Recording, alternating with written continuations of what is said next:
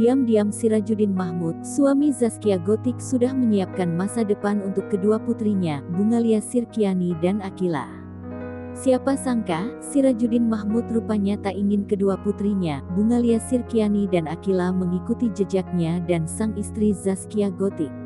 Padahal jika mengikuti jejak Zaskia Gotik sebagai pedangdut, Arsila dan Akila mungkin saja akan setenar sang ibunda. Namun rupanya, Sirajuddin Mahmud sudah lebih dulu menyiapkan profesi mentereng untuk Arsila dan Akila. Rupanya suami pengusaha tajir ini ingin kelak kedua putrinya bekerja sebagai seorang dokter.